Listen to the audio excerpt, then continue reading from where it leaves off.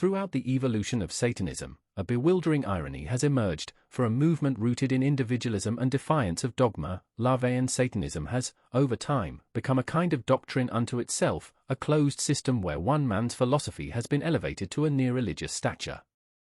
LaVey's teachings, influential as they are, have amassed a following so dedicated that his words are cited as scripture. Many within this circle claim LaVeyan Satanism as the only true Satanism, dismissing alternative perspectives as misguided. Yet, this exclusivity is precisely what Satanism in its broader history sought to reject. This critique stems not from a lack of respect for LaVey's work, but from a frustration with the narrow view that denies the rich, multifaceted heritage of Satanic thought. Historically, Satanism has been a wellspring of diverse philosophies, each exploring rebellion, freedom, and empowerment in its own way. Before LaVey formalized his approach, there was already a legacy of individuals embracing Satan as a symbol of personal sovereignty and defiance against authoritarian structures. By claiming LaVey's path as the only one, LaVeyan Satanists risk echoing the very dogmatic structures they originally sought to escape, much like a Christian church declaring its own creed as absolute. In personal interactions, I've often encountered LaVeyan practitioners quick to cite LaVey's writings as final authority, almost scriptural in tone. It's as if Satan himself has been replaced with LaVey as the central figure, a figure who supposedly holds the keys to what Satanism is and isn't.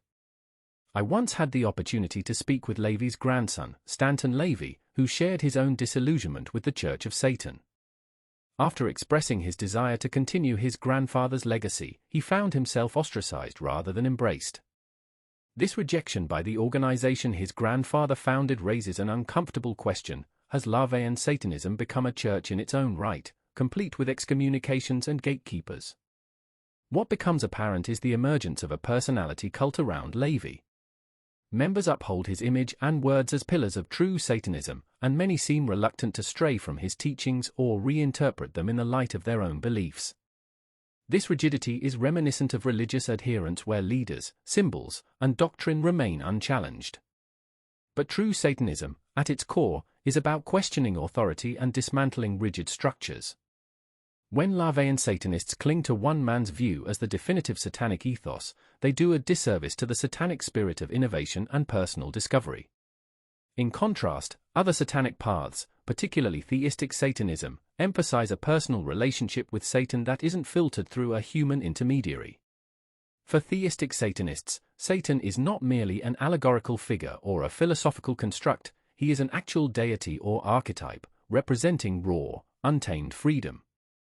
Followers are encouraged to seek his influence directly, to push boundaries, and to create paths of their own, rather than adopting a predefined set of beliefs. This practice aligns with the true essence of Satanism, the rejection of conformity and an embrace of self-directed evolution. In contrast, LaVeyan Satanism seems increasingly like a static philosophy, one where its followers are encouraged to worship the personality of LaVey rather than Satan himself. There is also the issue of authenticity. LaVeyan Satanism, by distancing itself from belief in any supernatural entity, views Satan as a symbolic character.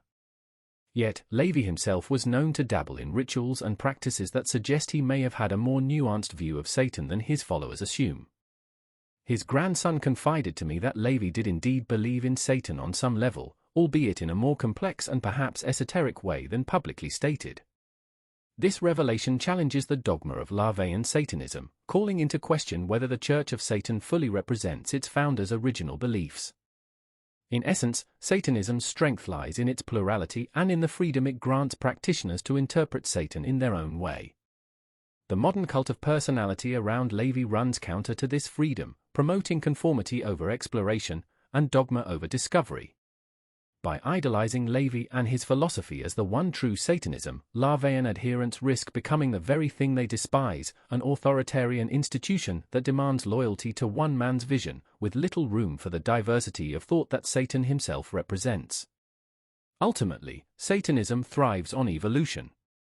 While LaVeyan Satanism provides a foundational perspective, it is not, and should not be, the definitive word on Satanism.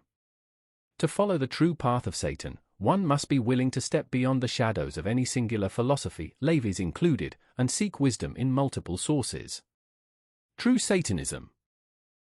at its heart, rejects stagnation and embraces growth, not through rigid adherence to another's creed, but through personal exploration, questioning, and an ever-deepening connection to the forces that Satan represents. It is only by doing so that one can truly claim to walk the Satanic path.